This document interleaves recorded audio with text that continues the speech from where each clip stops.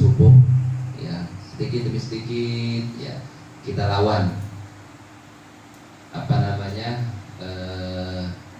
nafsu yang ingin tidur, kegiatan-kegiatan masing-masing. Tapi alangkah baiknya kita berjalan pelan-pelan, naik tangga itu pelan-pelan, jangan naik langsung sekalian, nanti sakit. Kalau jatuh, sekali jatuh nanti sakit.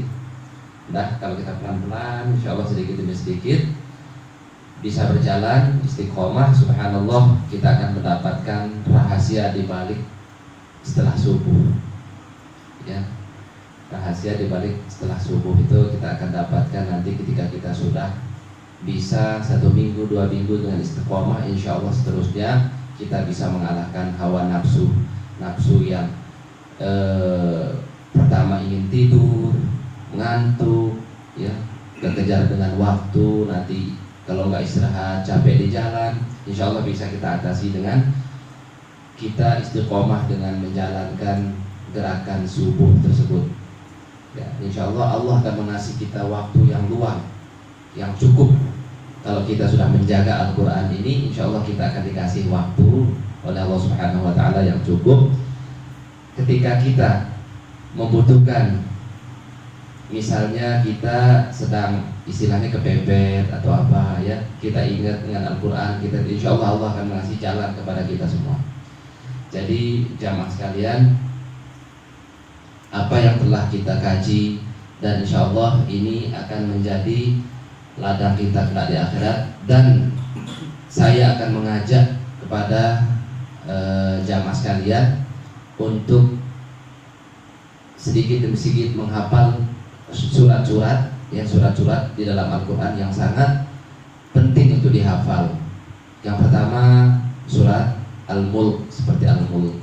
Nah, Al-Mulk itu penyelamat, pencegah, penyelamat, pencegah. Bisa dikatakan nanti Bapak para jamaah sekalian, kalau kita membaca sering, apalagi hafal surat Al-Mulk, insya Allah penyelamat kita, pencegah kita dari mara bahaya ketika kita tidak tahu kapan musibah itu datang, pasti akan kita alami masing-masing. Na'udzubillah min dzalik. Entah itu musibah dari datangnya dari keluarga, dari anak, dari istri, ya, dan juga musibah-musibah misalnya di luar yang kita tidak mengetahuinya. Allah itu pasti akan menguji hambanya di luar, tapi Allah itu tidak menguji hambanya di luar batas kemampuan hambanya. Itu perlu diingat, la yukallifullahu nafsan illa wus'aha. Jadi jamaah sekalian, untuk mulai besok mohon dipersilahkan untuk apa? Menghafal surat Al-Mulk. Gimana menghafal? Surat Al-Mulk ini penting untuk dibaca sekalian. Tabarakalladzi masalah dihafal, insyaallah hafal deh. Kemudian surat Al-Waqiah. Menurut satu riwayat, surat Al-Waqiah ini perannya yang seperti yang kita ketahui untuk elang rezeki. Nah, surat Al-Waqiah sedikit-sedikit dulu. Yang pertama surat Al-Mulk. Sanggup insyaallah. Bukan sering baca seperti yang apa yang diprogramkan, kita baca ulang sedikit demi sedikit, ulang. Begitu udah bosan ulang, bayangkan sampai 7 kali, misalnya 7 kali, baru dihafal per ayat. Insyaallah hafal itu. Yakin dia hafal, yang penting. Wassalam tah.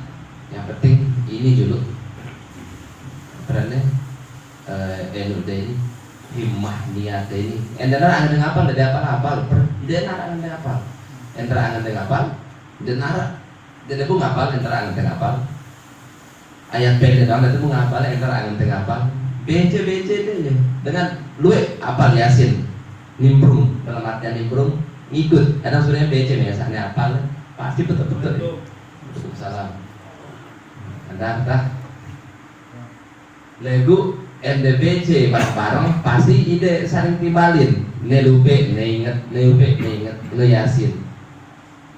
NDL apa dengan awal? NDBC dengan awal pasti ada salah nih. Salah nih, tak ketuker, nih, ada lupa, kedok. Nah, ini pertama surat Al-Mulk. Surat Al-Mulk ini belum mepet. Belum selesai. Sambil ngeji, sambil ngapal. Dah belum selesai, belum rebo,